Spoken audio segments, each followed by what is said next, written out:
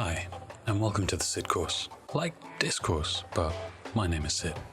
If you're anything like me, then you probably play games based on your mood. My biggest mistake in life is probably spending ridiculous amounts of money on games. Mouth-watering sales, mega bundles, or because I had the money and I had to have this title in my collection.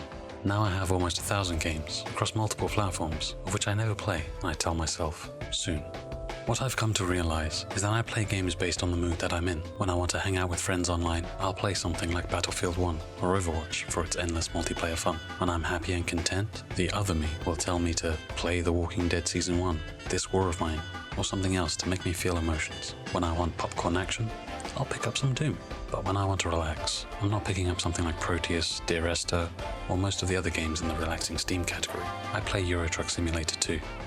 In this episode, we're going to break down how to make a relaxing game.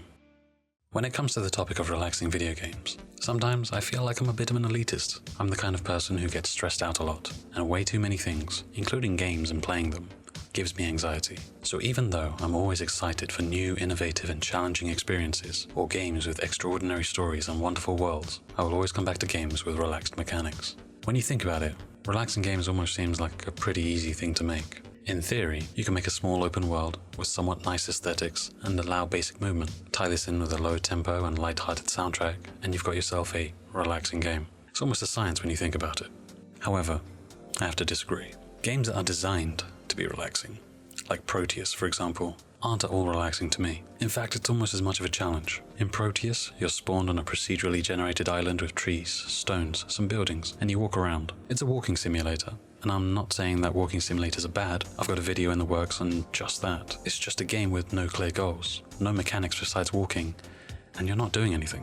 If anything, this is more frustrating to the player because by selling itself as something to relax to, you find that you're searching for something that isn't there. It's designed with absolute minimalism in mind, and that is counteracting its design to be relaxing. Walking simulators like Proteus and Dear Esther appear to be designed with relaxation in mind, being focused on non-combat, non-conflict, beauty and storytelling. However, the game demands your attention throughout the entire playthrough. These are in fact minimalist games. Minimalism is growing amongst indie developers, where games aren't being made with combat or conflict in mind. I am 100% behind games like this, and like I said in a previous episode, this is how the medium will grow. There are a lot of minimalist games on Steam, and app stores on all platforms. They're designed to have minimal interaction with minimal aesthetics, and they do the by-the-numbers version of relaxation. There's almost a checklist of sorts when it comes to this. No conflict? Good. Stop the player from doing anything that defines or changes the world? Great. Soothing music? Perfect. Remove all goals and sense of achievement? Check. Easy peasy, Japanese. To some, I guess doing the least amount of interaction in a game is close enough to relax them. But personally, I think it's a cop-out at actually making a game that's relaxing. What's actually happening though, is that games labeled or marketed as relaxing are making minimalist games in not just their aesthetic and design, but in their mechanics too. In my personal opinion, a truly relaxing game is one where there's more than just a few clicks here and there and/or the simulation of walking. For me, a relaxing game needs to have systems and mechanics in place that require the input of the user to be engaged. And that's the key ingredient. The player must be engaged in the mechanics. Whether you're climbing mountaintops, killing demons, or driving across country, the player must always be engaged in some capacity. The reason we play games is to be engaged, whether it's through story, mechanics, ideas, whatever. If we wanted to relax and do nothing, then we could just watch Netflix, which is fine, but we're talking about games. And on a base level, the player needs something to do. And again, I'd like to iterate, games that have been criticized as do-nothing walking simulators are still keeping you engaged, but their engagement comes through their storytelling, art, and cerebral experience. As far as relaxation goes, my basic rule of thumb is, where in the chair are you sitting? If you're on the edge of your seat, this is not a relaxing game. If you're laid back, well, there you go. Just as a side note, I found a video just after editing this one, which discusses this very topic. You can watch Satchel Drake's presentation on lean back and lean forward gameplay here. Naturally, this isn't a definitive guide, and I'm 100% sure that there are countless examples of people playing Dark Souls with their feet up, or someone playing Street Fighter V whilst having a massage, but you can understand what I mean by this. My point is, in a game like Proteus, I found myself sitting up, looking around to see if there was some semblance of a story or interaction. In Dear Esther, I was sat up following the narrative from the voiceovers. The games are engaging, but not relaxing. You're sat up and following what's going on, making conscious decisions as to what you're doing and where you're going. There are certain conditions for relaxation, which is one of the 8 moods of experience. apathy, boredom, worry, anxiety, arousal, flow, control, and relaxation. And each of these can be plotted onto a graph. When a game, or book, film, piece of music, whatever, or the creation of such, requires no skill from the player and offers no challenge, you become apathetic or bored. Something that demands high skill and is of a high level of challenge puts you in a state of flow. You can watch a video by the nerd writer here discussing just this. As far as relaxation goes, there are some things that need to be considered in order to make sure that the player is relaxed. Firstly, the player needs to be involved in an activity with a clear set of goals and progress. Then, the task at hand must have clear and immediate feedback. And finally, the level of challenge must not outweigh the player's skill. Which brings me back to why I'm sure there must be someone out there who finds games like Dark Souls relaxing. Someone whose skill far outweighs the perceived challenge will be able to go through the game, fight enemies and bosses without feeling anxious or worry. In fact, most players, I imagine, would either be in a state of flow, control or arousal, perhaps even anxiety if you're like me, when playing something of this kind of difficulty. This example is obviously an outlier, an extreme example to explain the mechanics of relaxation conditions. Now, I'd like to show you some more realistic examples of how engaging game mechanics can get you in a state of relaxation.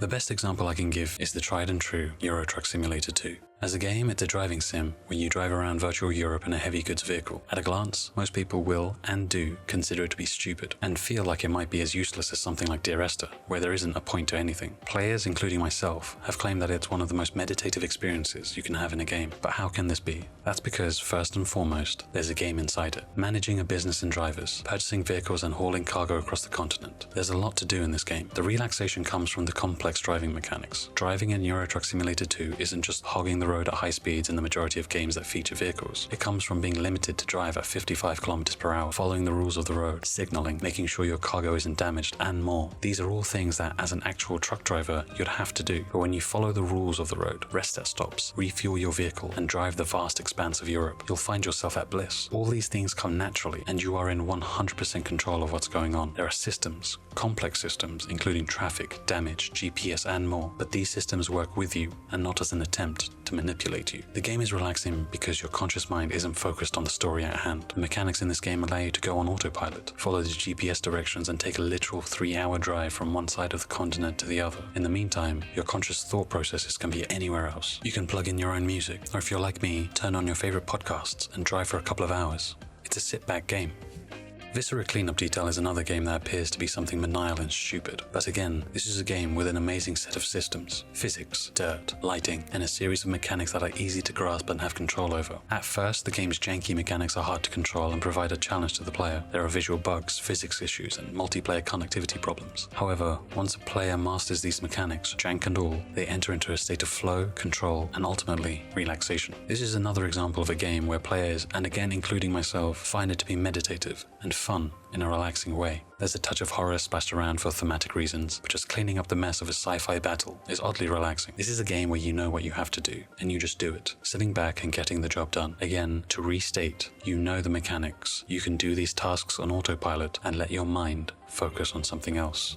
Stardew Valley is one of my favorite games of all time, for many reasons. The primary reason being that the game presents itself as a simple farming game, but deep down, it has levels of complexity that you never realized were there. The game thrives on one simple thing, routine. As you play, you begin to develop a routine. You wake up, go to your farm, water your crops, collect anything that's ready to harvest, tend to your animals, clear up any mess. Then you go into town, if need be, buy some seeds or tools. Then you head to the beach, pick up any shells or starfish laying around to sell. Once you've done your basic chores, you can go and befriend people and give them gifts. On certain days, there'll be different objectives to complete. And you don't just build one routine for each day, you build multiple to suit your needs. If it's raining, you know you don't have to water your plants and you can use this day to go to the mines and combat monsters and collect rare items. The game has so much to offer in its gameplay and you get lost in it. But the entire time you're playing, there's no frustration. The game's mechanics of having the player create routines for themselves allow it to let the player decide their pace whilst having clear goals and objectives and visual progress in front of them. So what makes them relaxing?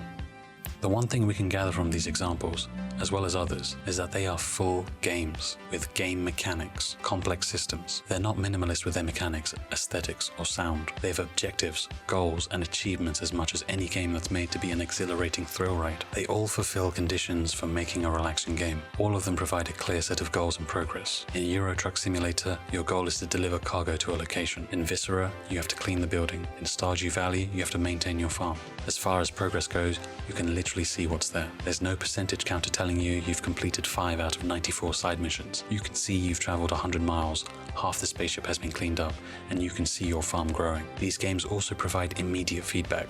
If you do somehow mess up, there are clear failure states, whether it's your truck tipping over or being damaged, creating an even bigger mess than before, or your OCD kicks in when you've planted a seed in the wrong place. And most importantly, these challenges are easy to overcome. They're easy to master and have complete control over, allowing you to engage and accomplish the goals of the game and progress. On the graph, they place themselves here, here, and here. You can also grow to master other games in time to become relaxing. Take an incredibly complex game like Sid Meier's Civilization 5 or 6. Once you understand the mechanics of the units and rules and other civilizations, science, culture, production, and so on, you can find yourself mastering these mechanics and play for hours without realizing. As you come to master the game's mechanics, you just play. You know what this unit will do and how to wage wars and make trade deals. Your skill now outweighs the challenge that this game provides, and over time, you'll find yourself relaxing whilst playing the game. Side note, if you ever get to this point, get yourself a Steam controller, plug your PC into a television, or just sit back at your desk and play. Trust me, this is the only way I play Civ now. You can thank me later.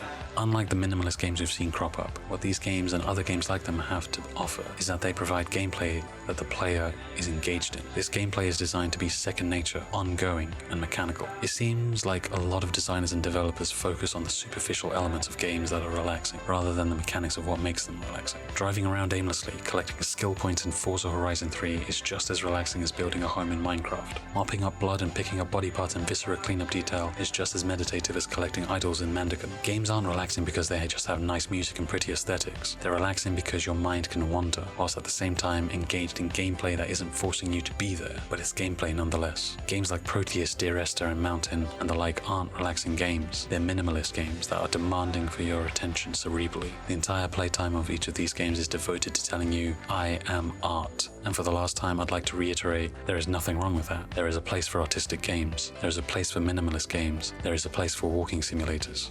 But if your intention as a designer and developer of a game is to make one that is relaxing, then the first thing I would advise is to keep the complexity, keep the failure states in your games. Give your players something clear to achieve. Give your players a series of mechanics that they can turn into muscle memory, and give your players breathing room in their mind. The mastery of mechanics, however simple, is what allows the player to go into a state of relaxation.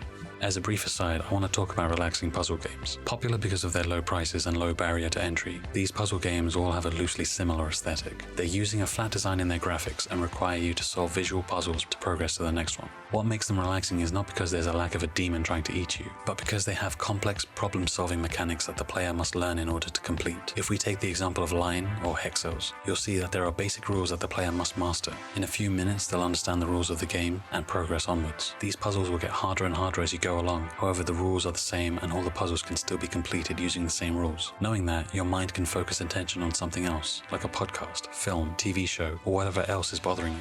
It allows your mind to be engaged, but on autopilot.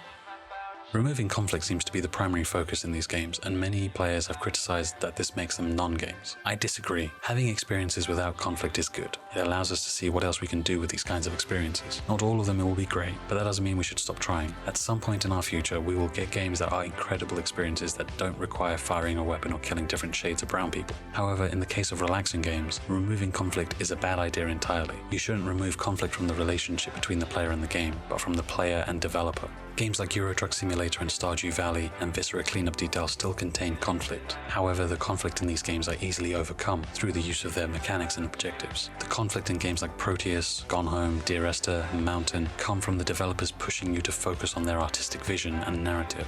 Games are made for all kinds of moods, and nothing is inherently wrong with any, unless they're trash, in which case, whatever. When I'm in the mood for artistic expression, I will play something atmospheric and artsy. When I'm in the mood for pedal-to-the-metal thrills, I'll play something entirely different. My advice, and you can take it or leave it, this is only my opinion, is that if you're looking to make a game that makes the player feel relaxed, don't assume that nice graphics, soothing music, and minimal interaction is what the player is looking for. The player is looking to be engaged, and that's what video games are for, but they also want their mind to be free. This comes down to the mechanics. Whether it's driving and following a GPS, or cleaning a room, or building a home, the mechanics need to be clear, easy to use, and the player must have control. If your art and or story is an integral part of the game, then own it, even if it comes off as pretentious. That's okay, you might even get some PR from the nonchalance. In a game where you want to make the player feel relaxed, your story or artistic expression should come second to the player's experience, and allow their mind to have room to breathe as they complete the objectives of the game. I'm not very good at self-promotion, but if you'd like to hear me talk more about video games, I host a podcast called I'm Just Playing with a couple of friends, where I talk a lot less monotone. Thank you for watching.